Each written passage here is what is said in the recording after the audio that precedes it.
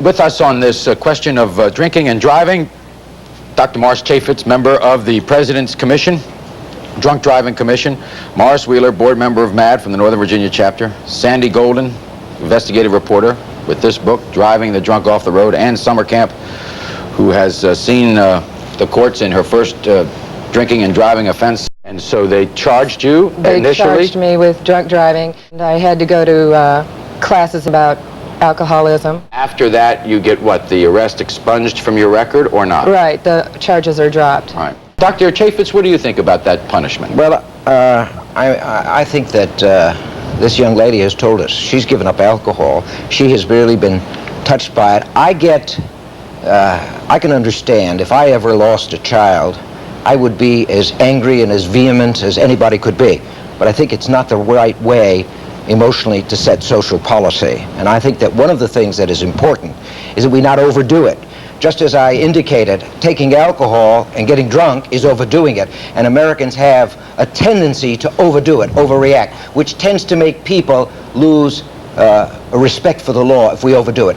This young lady has been punished. She is, the retribution of her pain is, you can feel right here, and I don't know why we have to stick it to her further. Sandy, what have you found over the country? Do you feel that there is an eye for an eye attitude? I don't think that what the victim activists are asking for is an eye for an eye. I think what they're asking for is for government and for law enforcement to get tough with drunk drivers, to scare them and keep them off the roads in the first place, and then when they are arrested, depending on the level of crime, that the punishment fit that crime. First of all, we've all got to get the word accident out of our vocabulary. His daughter was not an accident victim. She was a victim of a violent crime called drinking and driving. What happened was a collision followed that crime. If we keep using the word accident, by the time it gets into the court, everybody feels sorry for the drunk driver. If we can educate people to the fact that if they drink to excess and then they climb behind the wheel of an automobile, that they need to know that it's highly likely that they will be involved in a fatal collision or injure somebody, and that is irresponsible criminal behavior, not an accident. Maury, if I may, I'd like to interrupt Sandy, because what he has said is very revealing and very understandable, but it shows us where the fault lies. You can scare, you can educate, you can inform the person who's drinking, but we've got to remember something about the nature of alcohol, why we use it. Alcohol with increasing doses removes resolution and recently learned information. So we're educating and informing those people who, because of the action of alcohol, if they've had enough to drink, are going to be least likely to maintain their resolve and remember what we've taught them. And unless we recognize that those of us in the surrounding group have to recognize somebody's in trouble and take action, that we will not make the progress. And that's a crucial point we've been missing. Okay, I disagree with Dr. Chafetz, and I'd like to ask Dr. Chafetz something. Being an investigative reporter, I hear a lot of rumors, Maury, and one of the rumors I hear is that some of your funding comes from the liquor industry. Is that true? Absolutely. That's a legal business, and if you got any pull... That's the fastest confirmation of a rumor I ever saw. And if you want, have any influence with them, will you increase it, because they're not doing very well by them. Dr. Chafetz, the rest of the rumor goes that you're really a liquor industry spokesperson, and you're very biased in what you tell people, and a lot of what you're saying is not what needs to be done to get this problem under control. Well, it's a very interesting thing, Sandy. I didn't think we'd get into that, but I'll be glad to. I've been in the field for 30 years, almost before you were born, of dealing with alcohol problems. And Bob Hammond, who is a prohibitionist and makes no bones, when he reviewed one of my books, said anybody who thinks Maury Chafetz is a tool of the liquor industry doesn't know Maury Chafetz. I know you, and I think you're a tool of the liquor industry. You're entitled to your opinion. Okay. It's a free country. All right, let me point something out to you. You brought up the fact of the Presidential Commission, and it was admitted here on your set that it was a grassroots effort.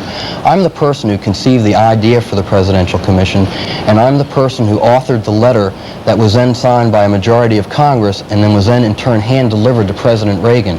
Prior to that, the White House ducked the issue. The commission, in my opinion, from what I've seen preliminarily, is going to be a massive failure.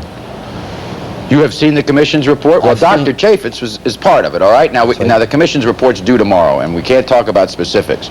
Just react quickly to me about that statement, that he thinks it's going to be a failure. Well, what you've heard, and I really don't like to engage in Neither personality. do I. could I didn't sit- even, and by the way, Yeah. I never knew this was going to happen. Yeah, I didn't either, but that may be part of the revelation, that people let their emotions and their need to get recognition get in the way of a larger issue. I'm only interested in reducing drunk driving problems. Good afternoon. This is Panorama. You're on the air. Hello? Yes, Maury, this Yes, is ma'am. Lyda Lawson calling. Yes. We were pulled off the road to check our directions. The woman came over 3 lanes off the road. She hit our citation at 85 miles an hour. My Colleen's head was split open. She died immediately. My Jackie lasted 3 days. I'm still going to a psychiatrist. I'm taking medication. What was the punishment for this driver? 2 years. So for murdering my 2 daughters, she gets a year apiece. I do not feel the doctor that is there.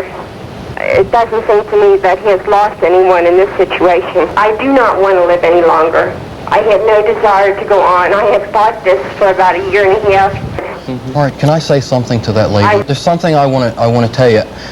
I've dealt with a lot of victims across the country, and a lot of them also do not want to continue living. But I want you to think about something, all right? What happened to your children is going to happen to a lot of other children, about 5,000 this year. And one of the things that you can do to make some meaning to what happened to your children is to get involved in the fight against drunk drivers and start demanding that our elected officials declare an honest-to-God war on this problem, because I'm telling you right now, it's my experience as a journalist that we can get this problem under control. Your children should not have been killed. Dr. Chafetz, if you want to comment at all, because she felt that you may have been somewhat... I can't imagine with 3 sons, and now that I'm a grandfather, losing a child, losing my grandson to such a senseless situation and not being devastated. But I do agree with Sandy, in spite of his attacks upon me, that this woman can, both in terms of a response to her loss that no one can replace, but can get some meaning, if there is such a thing as meaning from death, by doing something. We're going to take a break, come back, take some phone calls, continue this discussion, I think, on one of the most important matters before us today.